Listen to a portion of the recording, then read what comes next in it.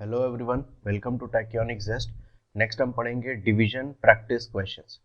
तो हम practice set 1 से स्टार्ट करेंगे। तो स्टूडेंट्स, डिवीजन पर मैंने ऑलरेडी एक वीडियो बना रखा है। वीडियो का नाम है learn how to divide easily. इस वीडियो के डिस्क्रिप्शन में आपको वो वीडियो मिल जाएगा। वहाँ पर मैंने डिटेल में किस तरह से डिवीजन करते हैं of small and big numbers आपको बताया था। तो मैं आशा करता हूँ आपने वो वीडियो देखा है।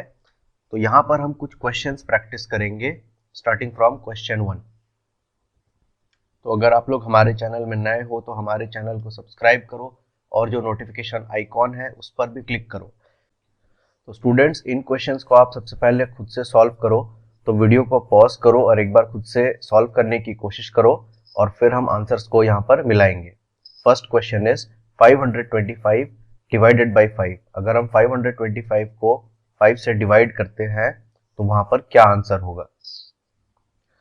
तो इस क्वेश्चन को सॉल्व करने से पहले कुछ कॉन्सेप्ट्स हैं जो मैंने आपको डिवीजन वाले वीडियो में भी पढ़ाया था। तो वो क्या होता है, जब हम किसी नंबर को डिवाइड करते हैं तो जो नंबर डिवाइड हो रहा होता है उसे हम कहते हैं डिविडेंड। जिस नंबर से हम डिवाइड करते हैं उसे हम कहते हैं डिविजर। जो हमारा आंसर आता है तो उसको हम कहते हैं कोशेंट।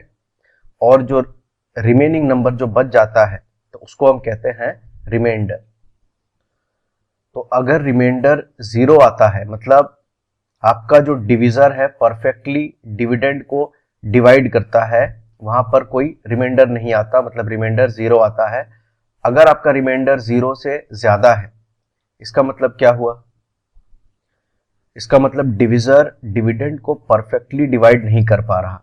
जैसे फॉर एग्जांपल अगर मैं कहता हूं 11 डिवाइडेड बाई 4, जैसा यहां पर वो कर रहे हैं, यहां पर कोशेंट आया 2, रिमाइंडर आया 3।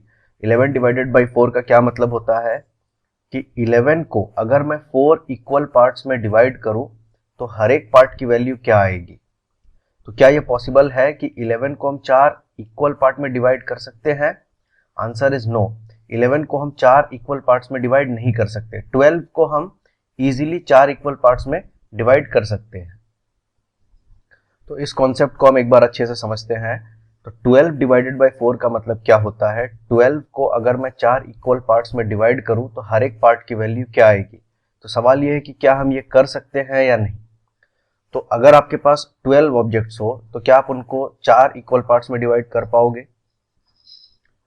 सपोज करते हैं हमारे पास 12 ऑब्जेक्ट्स हैं या फिर 12 बैंगल्स हैं। तो वो कह रहे 12 डिवाइडेड बाई 4 मतलब इनको आप 4 इक्वल पार्ट्स में डिवाइड करो या 4 बॉक्सेस में आप रखो, तो हर बॉक्स की क्या वैल्यू आएगी या हर पार्ट में कितने ऑब्जेक्ट्स होंगे, वो हमारा होता है यहाँ पर कोशेंट, जो हमारा आंसर होता है। तो हम डिवाइड कैसे करते हैं स्टूडेंट्स, हम कुछ ऑब्जेक्ट्स यहाँ पर इक्वली डिस्ट्रीब्यूट करते हैं। जैसे फॉर एग्जांपल हम क्या कर सकते हैं, यहाँ पर जो बैंगल्स हैं एक एक करके इन बॉक्सेस पर रखते हैं। जैसे इस बैंगल को यहाँ पर रख दिया, इसे यहाँ रख दिया, इस वाले बैंगल को इस पे रख दिया और इस वाले बैंगल को यहाँ रख दिया। तो अभी एक एक करके बैंगल हमने डिस्ट्रीब्यूट कर दिए। तो इन सारे बैंगल्स को हमने यहाँ रख दिया, तो ये अब यहाँ पर नहीं है। इनको हमने एक एक करके इक्वली हमें डिस्ट्रीब्यूट करना है 4 पार्ट्स में। नेक्स्ट, अब इन बैंगल्स को हम इक्वली डिस्ट्रीब्यूट इसी तरह से कर सकते हैं।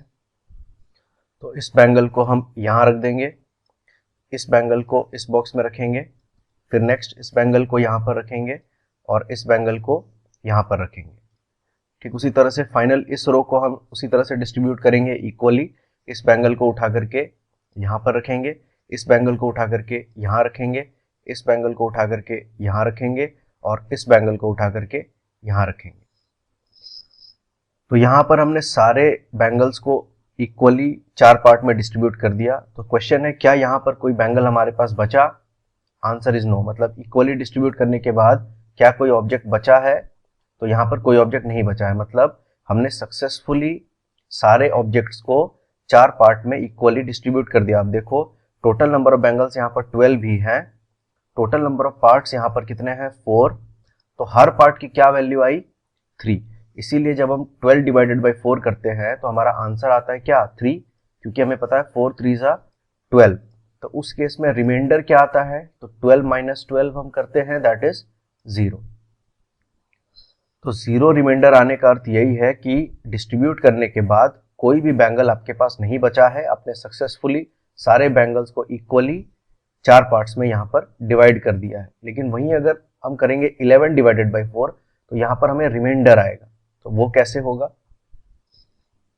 तो सेम इसी तरीके से हम इसे भी डिवाइड करते हैं। यहाँ पर भी एक एक बैंगल हम क्या करेंगे, उठा करके एक एक बॉक्स में रखेंगे। जैसे इस बैंगल को यहाँ रख दिया तो इस बैंगल को उठा करके हम इस बॉक्स में रखेंगे, इस बैंगल को उठा करके हम इस बॉक्स पर रखेंगे और इस बैंगल को हम उठा करके इस बॉक्स पर रखेंगे।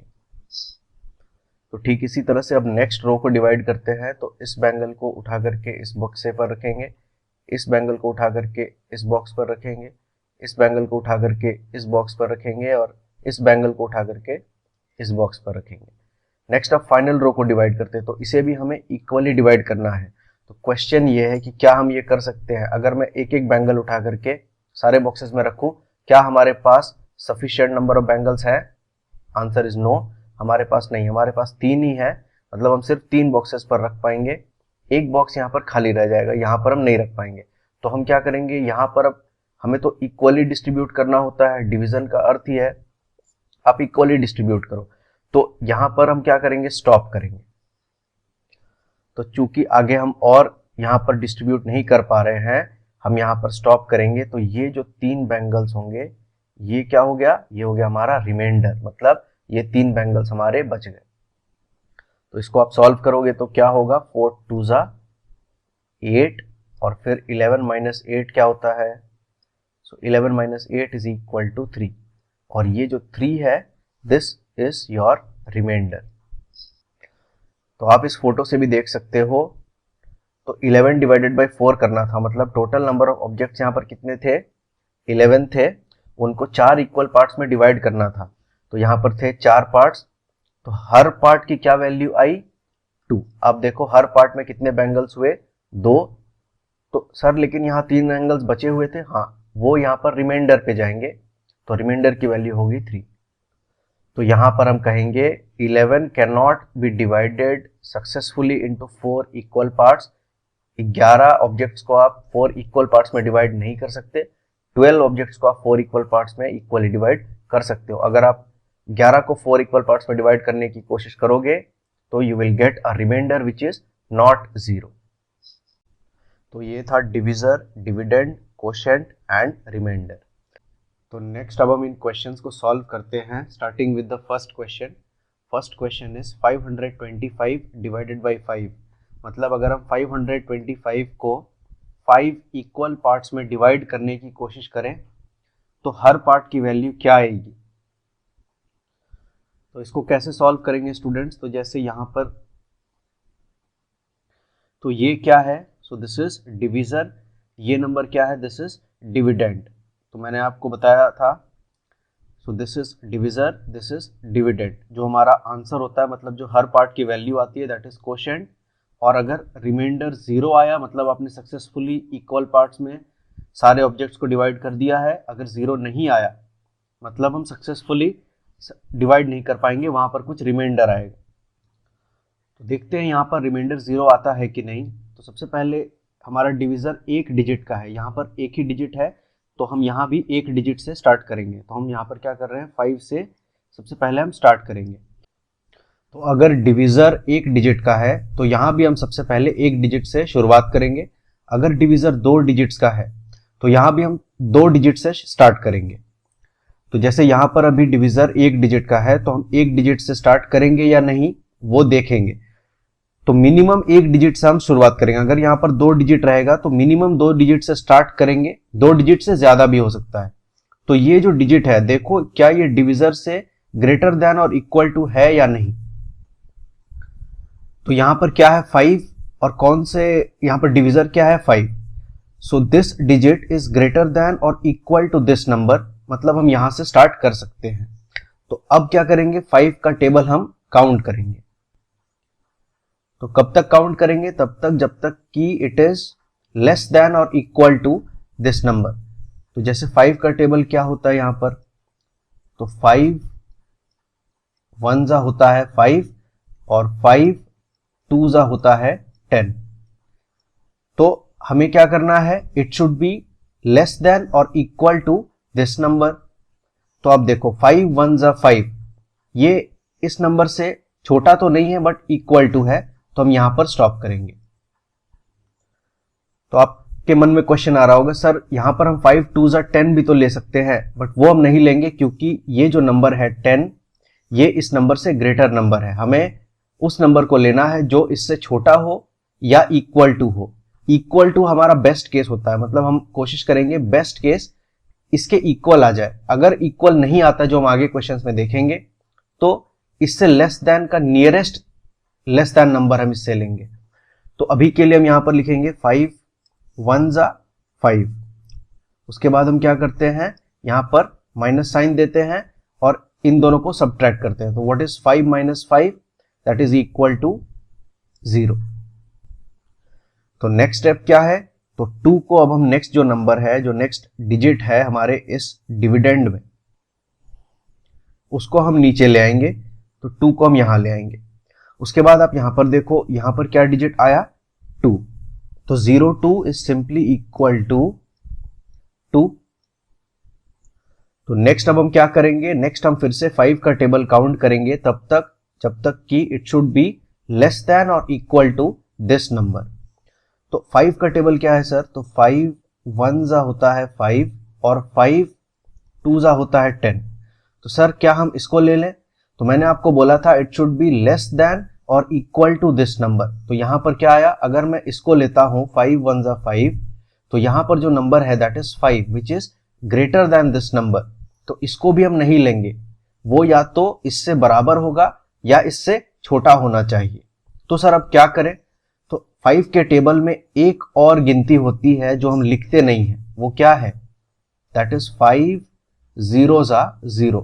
किसी भी नंबर को जब आप 0 से मल्टीप्लाई करोगे, you get what, you get 0। और अगर आप ध्यान से देखो तो ये जो 0 है this is less than this. तो बेस्ट केस क्या है, इससे इक्वल टू नंबर हमें चाहिए।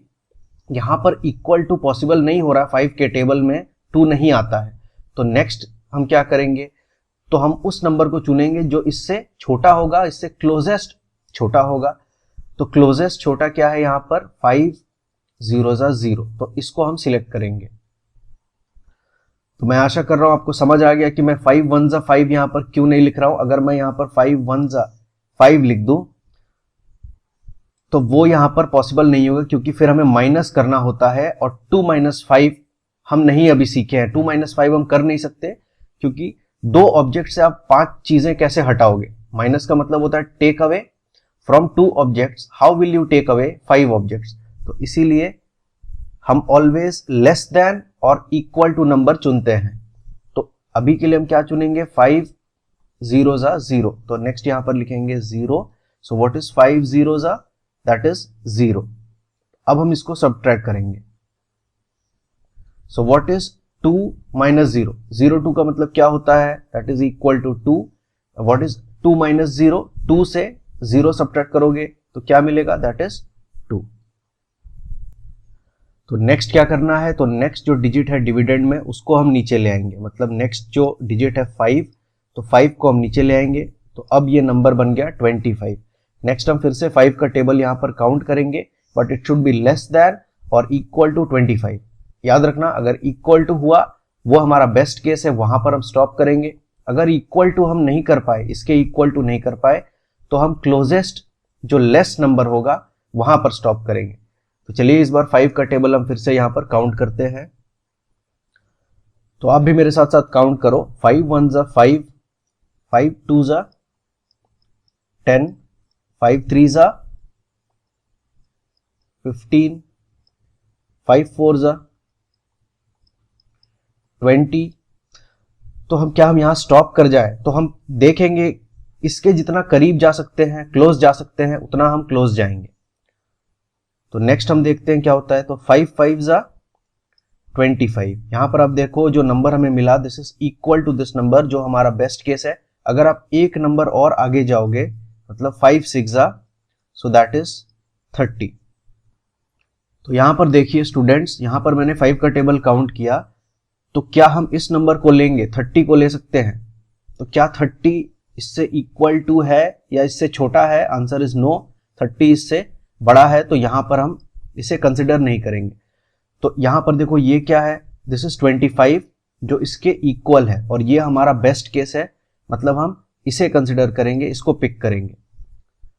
तो 5 5 25, तो यहां पर हम लिखेंगे 5 and what is 5 5 that is equal to 25। तो यहां पर हम लिखेंगे 25, यहां पर हम माइनस साइन देंगे और इन दोनों को सब्ट्रैक्ट करेंगे। What is 25 minus 25, that is 0।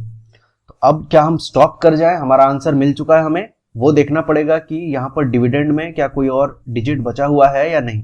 क्या यहाँ पर कोई और डिजिट है? नहीं है, हमने सारे डिजिट्स कंसिडर कर लिए हैं। तो यहाँ पर हम फाइनली स्टॉप करेंगे।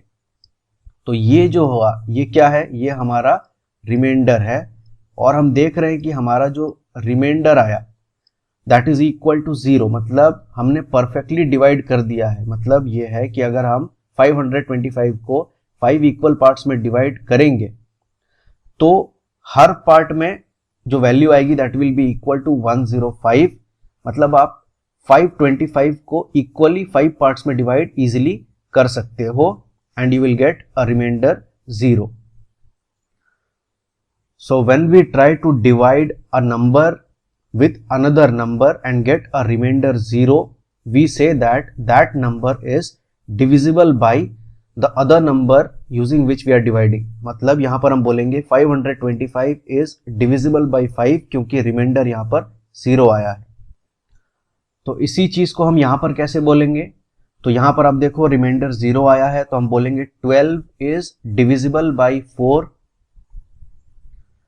बट जब हम 11 को यहां पर डिवाइड कर रहे हैं बाई 4 तो हम देख रहे हैं रिमाइंडर वी गेट इज 3। तो यहां पर हम बोलेंगे 11 is not divisible by 4। So 12 is divisible by 4 and 11 is not divisible by 4। Why? Because the reminder is not 0। इसका मतलब यह है कि 12 को आप सक्सेसफुली 4 इक्वल पार्ट्स में डिवाइड कर सकते हो, 11 को आप सक्सेसफुली 4 इक्वल पार्ट्स में डिवाइड नहीं कर सकते। अगर आप डिवाइड करने की कोशिश करोगे तो you will get some reminder. तो इस क्वेश्चन में 105 इज आवर आंसर। मतलब 525 को अगर हम 5 इक्वल पार्ट्स में डिवाइड करते हैं तो हर पार्ट की वैल्यू आएगी 105 एंड यहां पर हम बोलेंगे 525 इज डिविजिबल बाई 5। तो यहां पर हम टर्म्स लिख लेते हैं। ये क्या है? This is dividend. So DIVIDEND, this is dividend। ये जो हमारा आंसर आया इसे हम क्या बोलते हैं? Quotient, QUOTIENT, quotient. और ये जो नंबर है जिससे हम डिवाइड करते हैं उसको क्या बोलते हैं? डिविजर। सो यहां पर लिखेंगे DIVISOR, डिविजर। तो नेक्स्ट क्वेश्चन को सॉल्व करते हैं और पता करने की कोशिश करते हैं, इज 91 डिविजिबल बाई 7 और नॉट। तो सबसे पहले हम क्या करेंगे, यहां पर 7 का टेबल काउंट करेंगे। तो यहां डिविजर क्या है? 7, डिविडेंड क्या है? 91। तो यहां पर डिविजर में कितने डिजिट्स हैं? सिर्फ एक डिजिट है। तो यहां पर भी हम सबसे पहले एक डिजिट से शुरुआत करेंगे। तो एक डिजिट, मिनिमम एक डिजिट से शुरुआत करेंगे, एक से ज्यादा भी हो सकता है, वो हमें चेक करना पड़ेगा। तो ये जो डिजिट है क्या ये 7 से ग्रेटर देन और इक्वल टू है? अगर है तो हम इसी से स्टार्ट करेंगे, अगर नहीं है तो हमें एक और डिजिट कंसिडर करना पड़ेगा। अभी के लिए क्या है? So this number is greater than 7। तो ग्रेटर देन या इक्वल टू 7 होना चाहिए, विच इज ट्रू। तो हम एक डिजिट से शुरुआत कर सकते हैं। तो नेक्स्ट अब हम 7 का टेबल काउंट करेंगे सच that it should be less than और इक्वल टू दिस नंबर। तो चलिए 7 का टेबल काउंट करते हैं तब तक जब तक कि ये इसके बराबर या इसके छोटा हो जाए। तो व्हाट इज 7 1 7, एक स्टेप और जाते हैं तो 7 2 दैट इज 14। तो अब आप देखो यहां पर आ गए हम 14 पर, और 14 क्लियरली 9 से ग्रेटर है, तो हम एक स्टेप पीछे जाएंगे।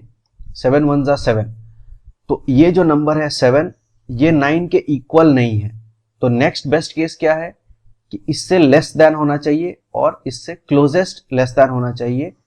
तो क्लोजेस्ट लेस देन नंबर और the number which is closest less than but closest to 9 is 7।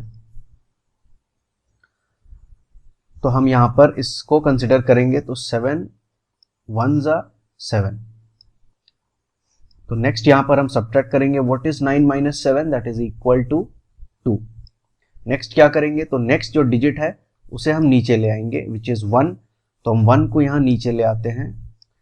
Next फिर से 7 का टेबल काउंट करो, कब तक, तब तक जब तक कि it is equal to this number और लेस देन दिस नंबर। जब लेस देन होगा तो इसके जितना करीब जा सकते हैं, क्लोज जा सकते हैं, उतना क्लोज जाएंगे। तो 7 का टेबल फिर से काउंट करते हैं, 7 1 जा 7, 7 2 जा 14, 7 3 जा 21। आप देखो यहां पर जो नंबर मिला, this is equal to this number, तो यहां पर हम स्टॉप करेंगे। और यही हमारा बेस्ट केस होता है, जब इक्वल नंबर मिल जाए, so that is our best case, तो हम इसे कंसिडर करेंगे। तो यहां पर हम लिखेंगे 3 एंड व्हाट इज 7 3 जा 21, तो यहां पर हम लिखेंगे 21। नेक्स्ट अब हम इन दोनों को सब्ट्रैक्ट करेंगे, so what is 21 minus 21, that is 0। क्या हम यहां पर स्टॉप कर जाएं, तो वो डिपेंड करता है यहां पर कोई डिजिट्स बचा है या नहीं। तो यहां पर क्या कोई डिजिट बचा है कंसिडर करने के लिए, आंसर इज नो। सारे डिजिट्स को हमने कंसिडर कर लिया है, तो अब हम यहां पर स्टॉप करेंगे और देखेंगे रिमाइंडर क्या आया। तो आप देख सकते हो यहां पर जो रिमाइंडर आया दैट इज इक्वल टू 0। 0 का मतलब क्या हुआ कि 91 को आप सक्सेसफुली 7 इक्वल पार्ट्स में डिवाइड कर सकते हो। मतलब यहां बोलेंगे 91 इज डिविजिबल बाय 7। तो यहां पर हमारा आंसर क्या आया, आंसर इज 13। मतलब 91 को अगर आप 7 इक्वल पार्ट्स में डिवाइड कर दो तो हर एक पार्ट की जो वैल्यू आएगी दैट इज इक्वल टू 13, और इसको हम क्या बोलते हैं, quotient. What is this called, तो ये क्या है, दिस इज डिविडेंड, और ये क्या है, दिस इज डिविजर। तो हर क्वेश्चन में आपको इस तरह से लिखने की जरूरत नहीं है, लेकिन आपको याद रखना है कि कौन सा नंबर क्या है। तो नेक्स्ट क्वेश्चन को सॉल्व करते हैं। यहां पर है 224 डिवाइडेड बाय 7। मतलब 224 को अगर हम 7 इक्वल पार्ट्स में डिवाइड करें तो हर पार्ट की वैल्यू क्या आएगी। तो सबसे पहले आप देखो डिविजर में कितने डिजिट्स हैं, यहां पर एक डिजिट है, तो यहां पर भी हम एक डिजिट से शुरुआत करेंगे। तो चलिए देखते हैं क्या हम सिर्फ एक डिजिट से शुरू कर सकते हैं या नहीं। तो यहां पर क्या नंबर है, 2। क्या 2 7 से ग्रेटर देन और इक्वल टू है, answer is no. 2 is less than 7, तो हम क्या करेंगे, एक और डिजिट कंसिडर करेंगे, मतलब हम 2 डिजिट से शुरुआत करेंगे। तो यहां पर क्या नंबर आया, 22। अब आप फिर से चेक करो, क्या 22 ग्रेटर देन और इक्वल टू 7 है, answer is yes, 22 is greater than 7। तो हम 22 से स्टार्ट करेंगे। तो नेक्स्ट हम 7 का टेबल काउंट करेंगे तब तक जब तक कि इट इज इक्वल टू 22 और लेस देन 22। तो स्टूडेंट्स आप भी मेरे साथ साथ काउंटिंग करो। तो सबसे पहले क्या है, 7 1 जा 7, 7 2 जा क्या होता है 14, 7 3 जा 21। आप देखो 21 और यहां पर क्या है 22, मतलब हम बहुत क्लोज पहुंच चुके हैं, लेकिन हम देखेंगे क्या हम इसके इक्वल जा सकते हैं या नहीं।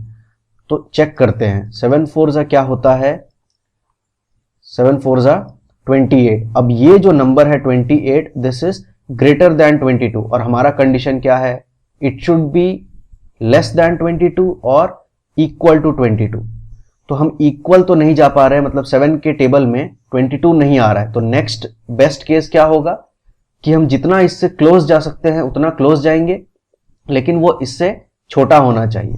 तो आप देखो दैट इज 21, ये जो नंबर है ये 22 से छोटा है और 22 के सबसे क्लोज है। अगर आप देखोगे तो ये 3 नंबर्स हैं यहां पर जो 22 से छोटे हैं, तीनों ही 22 से छोटे हैं। 7 is less then 22, 14 is less then 22, 21 is also less than 22, but जो नंबर इससे क्लोजेस्ट है और छोटा है दैट इज 21, तो हम इसे कंसिडर करेंगे।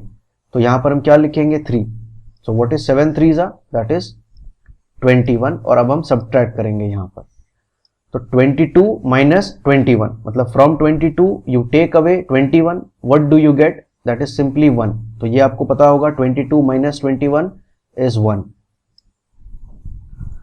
तो क्या हम यहां पर स्टॉप कर जाएं या आगे बढ़ें, तो वो आपको देखना पड़ेगा। ये जो डिविडेंड है, क्या उसके सारे डिजिट्स आप यूज कर चुके हो या कोई डिजिट कंसिडर करना बाकी है। तो यहां पर अब नेक्स्ट एक डिजिट और है जिसे हमें कंसिडर करना है, दैट इज 4। तो इसको हम नीचे ले आएंगे और 1 के साथ लिख देंगे यहां पर। अब नेक्स्ट हमारा नंबर आया 14। फिर से 7 का टेबल काउंट करो such that it should be less than और इक्वल टू 14। सबसे पहले इक्वल टू चेक करेंगे, अगर नहीं होता है तो लेस देन 14। तो 7 का टेबल यहां पर है। यहां पर देखो और क्या लिखने की जरूरत है, तो यहां पर आप देख सकते हो यहां पर है 14 which is equal to this number. तो आप यहीं पर स्टॉप करो क्योंकि यही आपका बेस्ट केस है। तो इसको अब हम पिक करेंगे। तो 7 2 ज़ा 14, तो यहां पर आप लिखो 2 और यहां पर 14। ये हमारा बेस्ट केस होता है जब इससे इक्वल आ जाए। तो अब आप सब्ट्रैक्ट करो, what is 14 minus 14, that is simply equal to 0। क्या हम यहां पर स्टॉप करें? क्या यहां पर कोई डिजिट है? नहीं है, हमने सारे डिजिट्स को कंसिडर कर लिया है, मतलब अब हम यहां पर स्टॉप करेंगे। तो ये होगा हमारा क्या, रिमाइंडर। तो रिमाइंडर हमारा क्या आया, दैट इज इक्वल टू 0। मतलब हम बोल सकते हैं 224 इज डिविजिबल बाय 7। यहां पर अगर आप 224 ऑब्जेक्ट्स को 7 पार्ट्स में डिवाइड करोगे तो आप सक्सेसफुली इक्वली हर पार्ट में डिस्ट्रीब्यूट कर पाओगे। और हर पार्ट की वैल्यू क्या आई, that is 32। So this is our quotient. तो हमारा आंसर आया 32 which is also the quotient. This is our dividend and this is our divisor. तो नेक्स्ट क्वेश्चन को सॉल्व करते हैं। तो next question is 909 divided by 9। तो स्टूडेंट्स मैं रिकमेंड करूंगा इस क्वेश्चन को आप खुद से एक बार ट्राई करो और थोड़ी देर में हम आंसर डिस्कस करेंगे। तो सबसे पहले यहां पर डिविडेंड क्या है 909, डिविजर क्या है 9। तो 909 को अगर 9 इक्वल पार्ट्स में डिवाइड करें तो हर एक पार्ट की क्या वैल्यू आएगी वो हमें फाइंड आउट करना है। सबसे पहले डिविजर में कितने डिजिट्स हैं, एक डिजिट है। तो यहां भी सबसे पहले एक डिजिट से शुरू करो। तो अब आप चेक करो यहां पर ये क्या है 9, क्या ये इससे ग्रेटर देन या इससे इक्वल टू है या नहीं। तो 9 इज इक्वल टू 9, मतलब ये जो डिजिट है is it greater than the divisor और equal to the divisor. So this is equal to the divisor. तो हम इसी डिजिट से स्टार्ट करेंगे, मतलब हम एक डिजिट से ही शुरुआत कर सकते हैं। तो 9 का टेबल काउंट करेंगे सबसे पहले। तो सबसे पहले क्या होता है 9 1 ज़ा 9। अब देखो यहां पर हमें इक्वल टू मिल गया जो हमारा बेस्ट केस है। अगर आप एक और स्टेप जाओगे 9 2 ज़ा, तो दैट इज 18। तो सर आप यहां पर भी तो इसको भी तो ले सकते हो, ये इसको क्यों ले रहे हैं। तो अगर आप देखोगे यहां पर क्या है 18, this number is greater then this number. Rule क्या है, या तो इसके बराबर हो या तो इससे छोटा हो। सो 18 is clearly greater then this number, तो इसको हम कंसिडर नहीं करेंगे। यहां पर आप देखो this number is equal to this number, तो हम इसको कंसिडर करेंगे। तो यहां पर लिखेंगे 1 एंड व्हाट इज 9 1 ज़ा, दैट इज 9 और यहां पर माइनस साइन और इन दोनों को सबट्रैक्ट करेंगे। तो what is 9 minus 9, from 9 objects if you take away 9 objects what is left with you, 0। आपके पास कुछ भी नहीं बचता है, you have 0 objects. Next step क्या है, तो नेक्स्ट जो डिजिट है उसको हम नीचे ले आएंगे। तो नेक्स्ट क्या है 0, इसको नीचे ले आओ यहां पर। तो इसे भी हमने नीचे ले आया। नेक्स्ट फिर से 9 का टेबल काउंट करो तब तक जब तक कि it should be equal to this number और लेस देन दिस नंबर। यहां पर क्या है 0। तो 9 के टेबल में अगर आप देखो तो 9 1 ज़ा 9 जो क्लियरली 0 से ग्रेटर नंबर है। तो हम क्या करें सर, यहां पर तो 0 से बराबर या 0 से कोई छोटा 9 के टेबल में आता नहीं है। एक बार फिर से चेक करो, एक ऐसी काउंटिंग है जो हम लिखते नहीं हैं लेकिन वो हमेशा होती है। वो क्या है 9 0 ज़ा 0। कोई भी नंबर को जब आप 0 से मल्टीप्लाई करते हो यू गेट 0। तो इसको हम टेबल में क्यों नहीं लिखते, तो इसको हम टेबल में नहीं लिखते क्योंकि ये अंडरस्टूड होता है, इसीलिए हम इसको नहीं लिखते। बट यहां पर इसको हम कंसिडर करेंगे क्योंकि आप देखो ये जो 0 है this is equal to this number, जो हमारा बेस्ट केस है यहां पर। तो हम इसको पिक करेंगे। तो यहां हम लिखेंगे 9 0, तो यहां पर हम लिखेंगे 0 एंड व्हाट इज 9 0 ज़ा, that is simply 0 and what is 0 minus 0, 0 minus 0 क्या होता है, दैट इज 0। आपके पास कुछ भी नहीं है और आप वहां से कुछ भी नहीं हटा रहे हो तो आपके पास क्या बचेगा, कुछ भी नहीं। नेक्स्ट क्या करेंगे सर, स्टॉप कर जाएं, 0 आ गया, ये हमारा आंसर हो गया क्या? तो आपको देखना पड़ेगा ये जो डिविडेंड है यहाँ पर सारे डिजिट्स आपने कंसिडर किए हैं, हमने नहीं किए हैं, एक डिजिट यहाँ पर बचा हुआ है दैट इज 9। तो नेक्स्ट हम इस डिजिट को नीचे ले आएंगे, तो 9 को यहाँ पर नीचे ले आएंगे तो यहाँ पर हो गया 09 and what is 09 equal to, 09 is simply equal to 9। 9 का टेबल फिर से काउंट करो, it should be less than और इक्वल टू दिस नंबर। तो आप देखो यहां पर क्या है, 9, 9 1 जा 9 और ये क्या हो गया, यहां पर जो 9 है this is equal to this number, ये इसके इक्वल हो गया जो हमारा बेस्ट केस है। तो इस बार हम इसे पिक करेंगे, तो यहां पर हम लिखेंगे 1 एंड व्हाट इज 9 1 जा, इट इज सिंपली 9 और फिर से आप माइनस कर दो इन दोनों नंबर को, सब्ट्रैक्ट कर दो, what is 9 minus 9, it is 0। क्या हम यहां पर स्टॉप कर जाएं? चेक करो ये जो डिविडेंड है क्या यहां पर कोई डिजिट बचा हुआ है? नहीं, सारे डिजिट्स को हमने कंसिडर कर लिया है, मतलब यहां पर अब हम फाइनली स्टॉप कर सकते हैं। तो यहां पर क्या आंसर आया हमारा 101, रिमाइंडर क्या आया 0, रिमाइंडर 0 आया, इसका मतलब क्या हुआ 909 इज डिविजिबल बाई 9। तो यहां पर हम लिखेंगे 909 is divisible by 9, why, because the reminder is 0। तो ये हो गया हमारा रिमाइंडर, इसको हम क्या बोलते हैं डिविडेंड, ये क्या है डिविजर, और ये जो हमारा आंसर आया मतलब जो हर पार्ट की वैल्यू आई उसको हम क्या बोलते हैं, दैट इज कोशेंट। तो नेक्स्ट इस क्वेश्चन को सॉल्व करते हैं स्टूडेंट्स। तो अगर आपको परेशानी हो रही है तो मैं कहूंगा ज्यादा से ज्यादा क्वेश्चंस को आप सॉल्व करो। एक बार जब आप ज्यादा से ज्यादा क्वेश्चंस प्रैक्टिस करोगे तो आपको सब कुछ बहुत आसान लगने लगेगा। सिंपल स्टेप्स है। तो सबसे पहले क्या है यहाँ पर 3409 डिवाइडेड बाई 7, मतलब 3409 को अगर हम 7 पार्ट्स में डिवाइड करें तो हर पार्ट की क्या वैल्यू आएगी वो हमें फाइंड आउट करना है। तो यहां पर हमारा डिविडेंड क्या है 3409, डिविजर क्या है 7, डिविजर में कितने डिजिट्स है, एक डिजिट है। तो यहां पर भी सबसे पहले एक डिजिट से आप शुरू करने की कोशिश करो। तो चेक करो ये जो डिजिट है यहां पर ये जो नंबर है क्या ये 7 से ग्रेटर देन और इक्वल टू है, आंसर इज नो, ये इससे छोटा नंबर है, 3 इज लेस देन 7। तो हम एक डिजिट से शुरू नहीं करेंगे, हम 2 डिजिट से शुरू करेंगे। तो नेक्स्ट आप 2 डिजिट्स को कंसिडर करो, लेकिन यहां पर भी आप फिर से चेक करो कि अब ये जो नंबर बन करके आया ये दोनों डिजिट मिला करके that is 34, is it greater than और equal to 7, answer is yes, 34 is greater than 7। तो अब हम 34 से शुरुआत कर सकते हैं।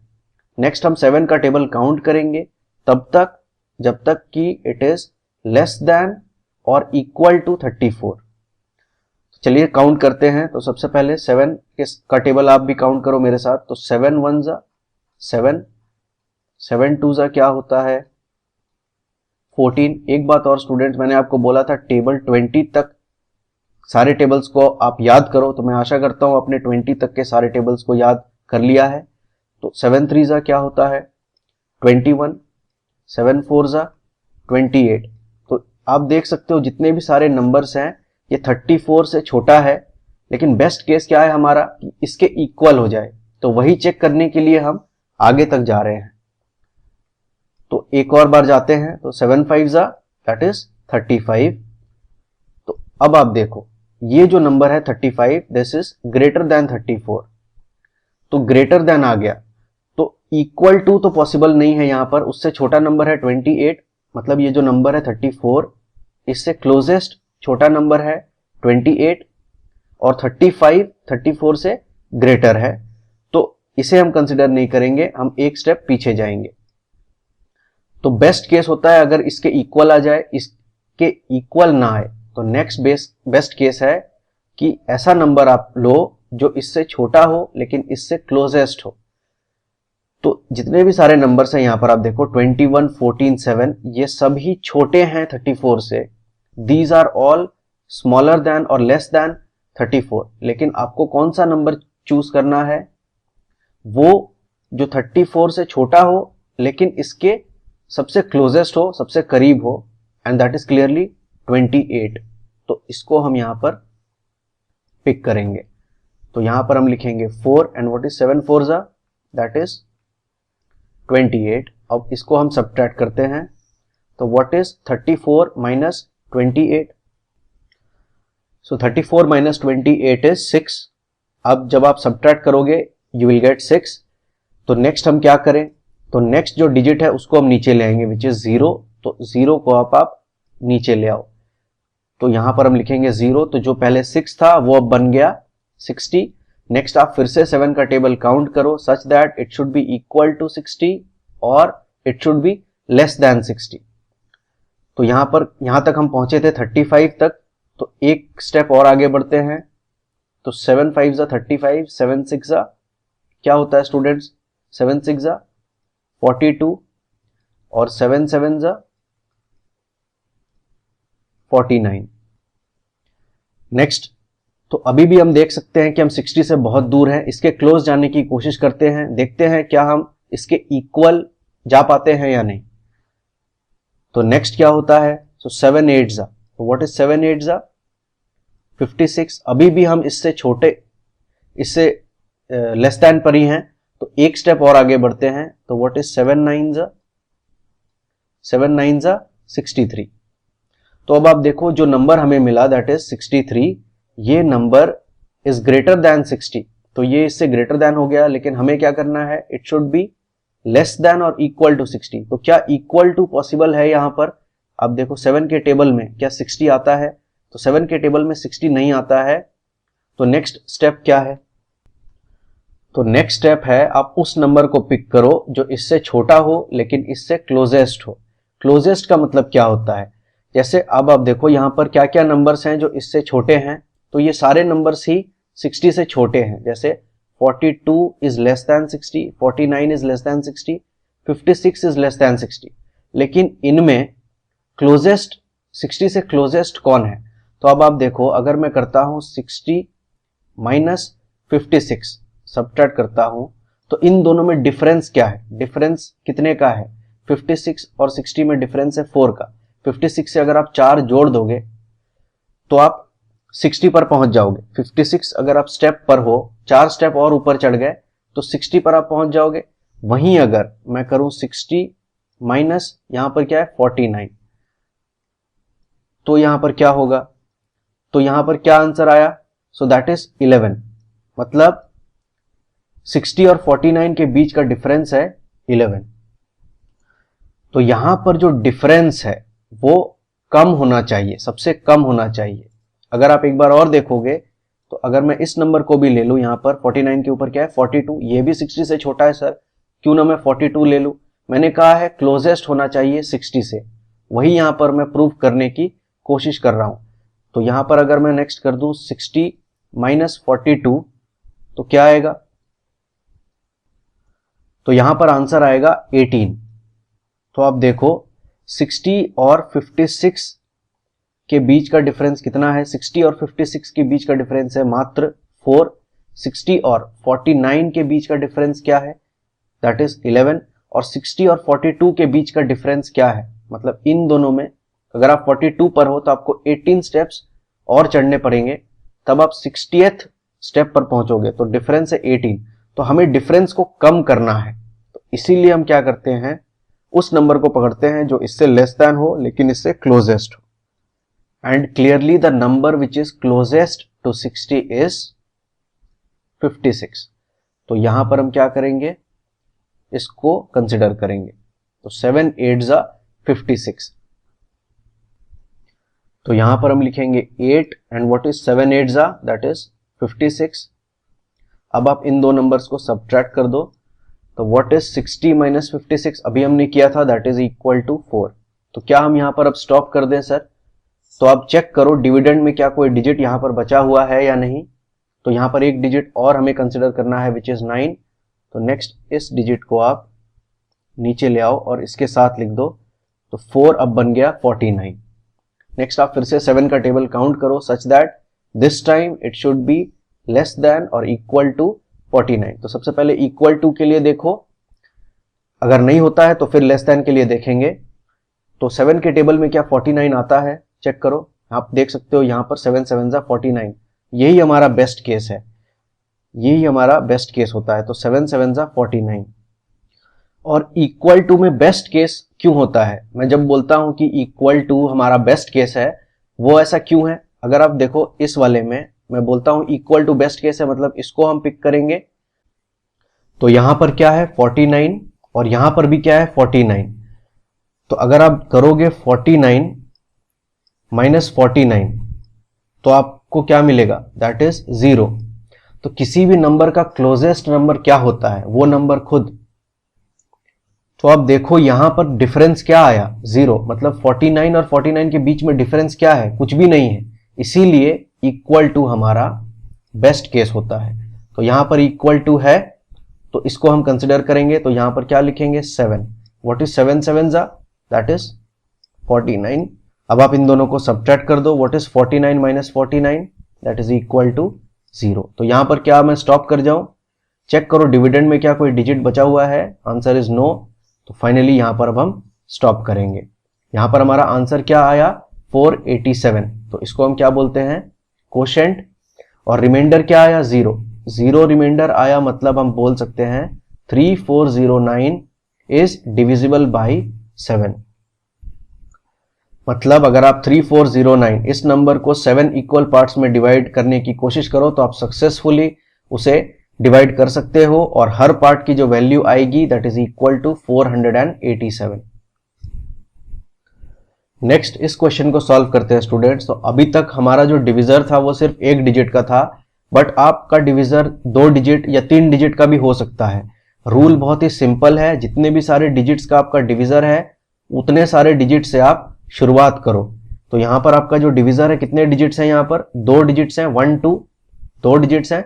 तो यहां पर भी हम 2 डिजिट से शुरुआत करेंगे, लेकिन 2 डिजिट हमारा मिनिमम होता है। मतलब हम 3 से भी शुरुआत कर सकते हैं, यहां पर 4 से भी कर सकते हैं, उसको आपको चेक करना पड़ेगा। और चेक कंडीशन क्या है? ये जो 2 डिजिट हमने लिया है शुरुआत में जो इसके बराबर है, मतलब यहां पर भी 2 डिजिट्स हैं, यहां पर भी 2 डिजिट्स हैं, तो यहां पर क्या नंबर आया? 96। तो इज इट ग्रेटर देन और equal to 11? If it is yes तो आप यहीं से शुरुआत कर सकते हो, मतलब 2 डिजिट से ही शुरू कर सकते हो कैलकुलेशन। अगर यहां पर आंसर नो आता है, जैसे यहां पर कोई नंबर आ जाता है विच इज लेस देन 11, जैसे फॉर एग्जांपल मैं यहां पर लिखता हूं 11 divided by 1021 something like this. इसको हम सॉल्व नहीं करेंगे, इसको ऐसे ही समझाने के लिए आपको बता रहा हूं। तो यहां पर 2 डिजिट्स हैं, यहां पर भी सबसे पहले आप क्या करोगे? तो डिवीजन को इस तरह से लिखते हैं। तो यहां पर भी आप क्या करोगे? 2 डिजिट से यहां पर शुरुआत करोगे। तो मिनिमम 2 डिजिट से यहां पर भी हम शुरू करेंगे। तो आप चेक करो कि यहां पर जो नंबर आया which is 10, is it greater than और equal to 11? Answer is no, 10 is less than 11। तो उस केस में आप क्या करोगे? एक और डिजिट कंसिडर करोगे, मतलब नेक्स्ट आप 3 डिजिट से शुरुआत करोगे। फिर से आप चेक करो, अब ये 3 डिजिट एक साथ लेने के बाद जो नंबर बनकर के आया that is 102, is it greater than 11 और is it equal to 11? Answer is 102 is clearly greater than 11। तो अब आप कैलकुलेशन यहां से शुरू कर सकते हो। तो मेरा बोलने का मतलब यही था, यहां पर जो नंबर आया 96 दिस इज ग्रेटर देन 11, तो हम कैलकुलेशन यहीं से स्टार्ट करेंगे। तो 11 का टेबल अब हम काउंट करेंगे। तो स्टूडेंट्स मैं आशा करता हूं आपने 11 का टेबल याद कर लिया है। तो चलिए मेरे साथ साथ काउंटिंग करिए। तो सबसे पहले क्या है? 11 1 जा 11। तो यहां पर 96 है, मतलब रूल क्या है? We have to go till it is equal to 96 और लेस देन 96। तो सबसे पहले क्या है? 11 1 जा 11, नेक्स्ट 11 2 जा 22। आप देखो 22 इज लेस देन 96, तो यहीं पर क्या स्टॉप कर जाए सर? तो आपको क्लोजेस्ट लेस देन नंबर तक जाना है। तो आगे बढ़ते हैं, चेक करते हैं क्या इक्वल टू जा सकते हैं या नहीं, तो उसको भी चेक करेंगे। तो 11 3 जा 33, एक स्टेप और जाते हैं, 11 4 जा 44, 11 5 जा क्या होता है? 55, 11 6 जा। अब देखो धीरे धीरे हम इस नंबर के क्लोज पहुंच रहे हैं, लेकिन हमें क्लोजेस्ट तक जाना है। तो एक स्टेप और आगे बढ़ते हैं। तो व्हाट इज 11 7 जा 77, व्हाट इज 11 8 जा 88। एक स्टेप और आगे बढ़ते हैं और चेक करते हैं क्या हम इसके इक्वल हो सकते हैं या नहीं। तो नेक्स्ट क्या है 11 9 जा, तो उसको भी लिख लो। 11 9 जा क्या होता है 99। तो स्टूडेंट्स आप देखो यहां पर जो नंबर आया 99, इट इज ग्रेटर देन 96 और रूल क्या है, it should be less than और इक्वल टू 96। तो यहां पर इक्वल टू हम कर नहीं सकते क्योंकि 11 के टेबल में 96 नहीं आता है। तो नेक्स्ट बेस्ट स्टेप क्या है, हम उस नंबर को चुनेंगे जो इससे छोटा होगा लेकिन इससे क्लोजेस्ट होगा। तो वो क्या नंबर है, दैट इज 88। तो 88 is the number which is less than 96 and this is closest to 96। ये सबसे क्लोजेस्ट छोटा नंबर है तो इसको हम पिक करेंगे। 11 8 जा 88। तो यहां पर हम लिखेंगे 8 एंड व्हाट इज 11 8 जा दैट इज 88। अब आप इन दोनों को सब्ट्रैक्ट करो। What is 96 minus 88, that is simply 8। जब आप माइनस करोगे आप देखोगे यू विल गेट 8। नेक्स्ट क्या करें, तो नेक्स्ट जो डिजिट है उसको अब हम कंसिडर करेंगे। तो मतलब 5 को अब हम नीचे ले आएंगे। तो पहले जो था 8 अब बन गया 85। तो नेक्स्ट आप फिर से 11 का टेबल काउंट करो। This time it should be less than और इक्वल टू 85। इक्वल टू हमारा बेस्ट केस है। क्यों, मैंने आपको पिछले क्वेश्चन में बताया इक्वल टू क्यों बेस्ट केस होता है। तो अब आप टेबल काउंट करो और देखो 85 आ रहा है, इक्वल टू बेस्ट केस होता है। तो 85 तो नहीं आ रहा यहां पर, तो 85 यहां पर पॉसिबल नहीं है। तो नेक्स्ट क्या कर सकते हैं, उस नंबर को पकड़ेंगे जो इससे छोटा होगा लेकिन इससे क्लोजेस्ट होगा। तो वो कौन सा नंबर है, क्या आप बता सकते हो। The number which is less than 85 but it is closest to 85, so that is 77। तो नेक्स्ट हम इसे कंसिडर करेंगे। 11 7 जा 77, क्योंकि 11 8 जा 88 हो जाता है और 88 इज क्लियरली ग्रेटर देन 85। तो हम क्या करेंगे, इसे कंसिडर नहीं करेंगे अभी के लिए। हम कंसिडर करेंगे 11 7 जा 77।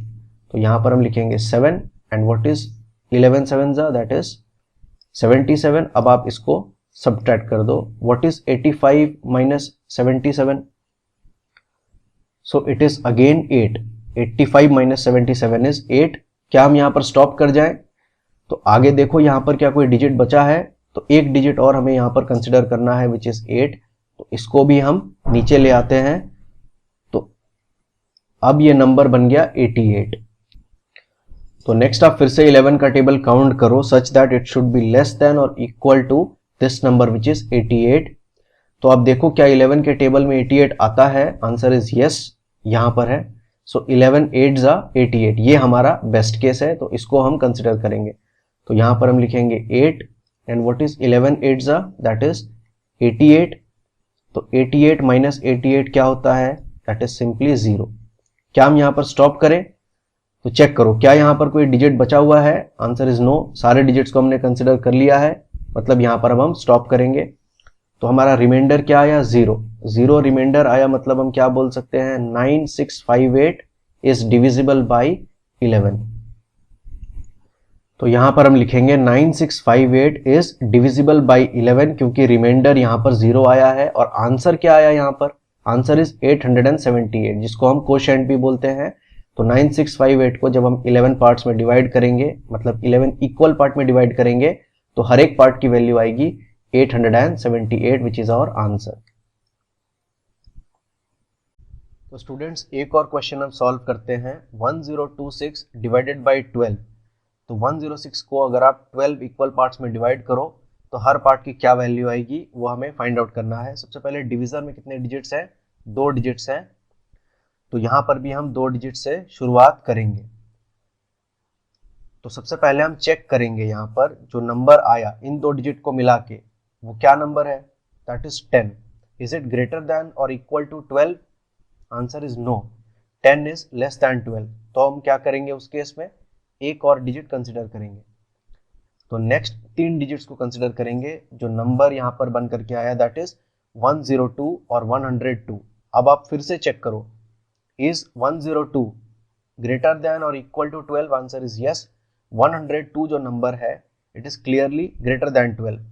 तो अब हम यहां से स्टार्ट करेंगे, मतलब 3 डिजिट से स्टार्ट करेंगे। तो सबसे पहले क्या है, 12 का टेबल हम काउंट करेंगे तब तक जब तक कि it should be less than और इक्वल टू 102। स्टूडेंट्स आप भी मेरे साथ साथ 12 का टेबल काउंट करो। मैं आशा करता हूँ आपने 12 का टेबल याद कर लिया है। तो 12 वन जा होता है 12, 12 टू जा क्या होता है, इट इज 24, 12 थ्री जा 36, 12 फोर जा 48। अभी भी आप देख सकते हो हम 102 से बहुत पीछे हैं, तो हम आगे जाएंगे। तो व्हाट इज 12 फाइव जा 60, नेक्स्ट 12 सिक्स जा, 12 सिक्स जा होता है क्या 72, नेक्स्ट 12 सेवन जा क्या होता है स्टूडेंट्स 84, नेक्स्ट 12 एट जा क्या होता है 96, नेक्स्ट 12 नाइन जा। तो स्टूडेंट्स अब आप देखो 12 नाइन जा क्या होता है 108।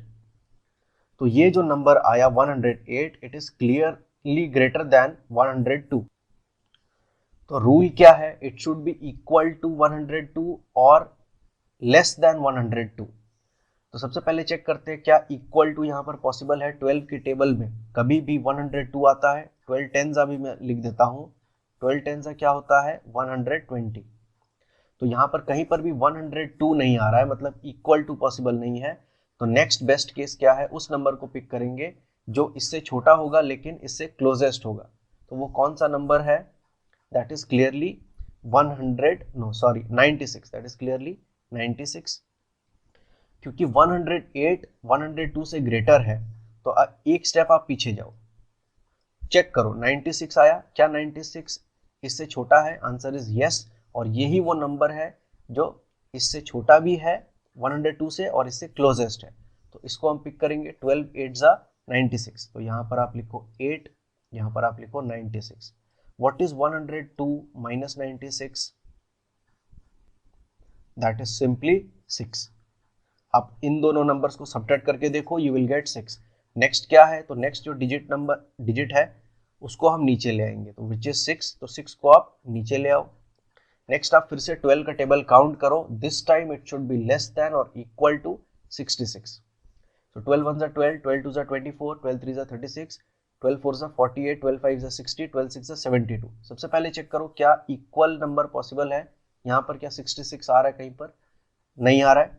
तो नेक्स्ट बेस्ट केस क्या है, उस नंबर को पिक करेंगे जो इससे छोटा होगा लेकिन इससे क्लोजेस्ट होगा। तो यहाँ पर देखो 12 सिक्स 72। तो ये जो नंबर है it is clearly greater then 66। तो इसको कंसिडर नहीं करेंगे क्योंकि ये ग्रेटर है। इसको देखते हैं, तो 12 फाइव 60, 60 जो है वो इससे छोटा है और यही वो नंबर है जो इससे क्लोजेस्ट एंड स्मॉलेस्ट है। तो यहाँ पर हम लिखेंगे, तो यहाँ पर हम इसको कंसिडर करें। तो हमारा रूल है it should be less than और equal to this number, equal to possible नहीं है। तो क्लोजेस्ट जो लेस नंबर है दैट इज 60। तो 12 फाइव जा यहाँ पर क्या हो जाएगा 60, 12 फाइव जा 60। अब आप इन दो नंबर्स को सब्ट्रैक्ट करो, what is 66 minus 60? It is simply 6। तो क्या मैं यहाँ पर स्टॉप करूं? तो आप चेक करो ये जो डिविडेंड है क्या यहाँ पर कोई डिजिट बाकी है कंसिडर करने के लिए, आंसर इज नो। सारे डिजिट्स को यहाँ पर हमने कंसिडर कर लिया है, तो मतलब यहाँ पर हम स्टॉप करेंगे। अब आप देखो स्टूडेंट्स, यहाँ पर जो हमारा रिमाइंडर आया वो क्या आया, दैट इज इक्वल टू 6।